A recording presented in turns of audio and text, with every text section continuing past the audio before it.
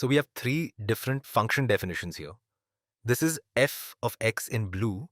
Here we map between different values of t and what g of t would be. So you could use this as a definition of g of t. And here we map from x to h of x. So for example, when x is equal to 3, h of x is equal to 0. When x is equal to 1, h of x is equal to 2. And actually, let me number this 1, 2, 3, just like that. Now, what I want to do in this video is introduce you to the idea of composing functions.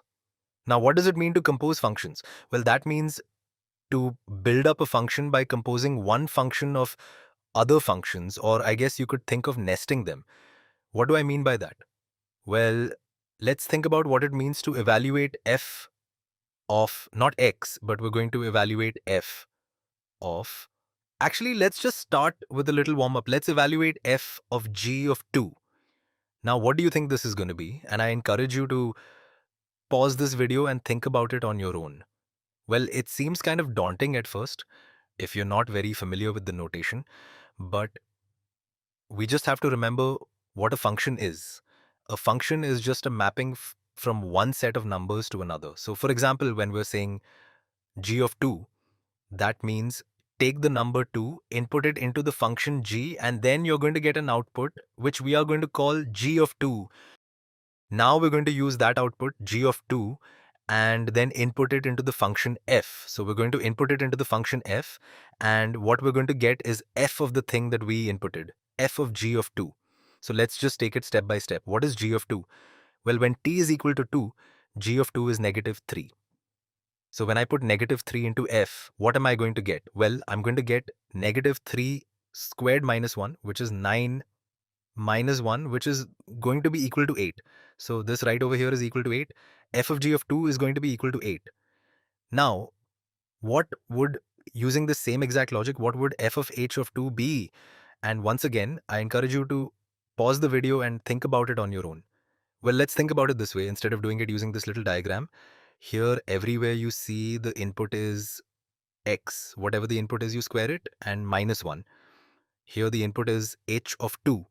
And so we're going to take the input, which is h of 2, and we're going to square it, and we're going to subtract 1. So f of h of 2 is h of 2 squared minus 1. Now what is h of 2? When x is equal to 2, h of 2 is 1. So h of 2 is 1. So since h of 2 is equal to 1, this simplifies to 1 squared minus 1. Well, that's just going to be 1 minus 1, which is equal to 0. We could have done it with the diagram way. We could have said, hey, we're going to input 2 into h. If you input 2 into h, you get 1. So that is h of 2 right over here. So that is h of 2. And then we're going to input that into f, which is going to give us f of 1. F of 1 is 1 squared minus 1, which is 0. So this right over here is f of h of 2. H of 2 is the input into f. So the output is going to be f of our input, f of h of 2. Now we can go even further. Let's do a composite. Let's compose three of these functions together. So let's take, and I'm doing this on the fly a little bit, so I hope it's a good result, g of f of 2. And let me just think about this for 1 second. So that's going to be g of f of 2. And let's take h of g of f of 2 just for fun. Now we're really doing a triple composition. So there's a bunch of ways we could do this. One way is to just try to evaluate what is f of 2. Well, f of 2 is going to be equal to 2 squared minus 1. It's going to be 4 minus 1 or 3. So this is going to be equal to 3.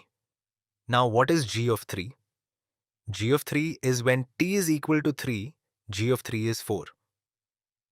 So g of 3, this whole thing is 4. F of 2 is 3, 3 of g is 4.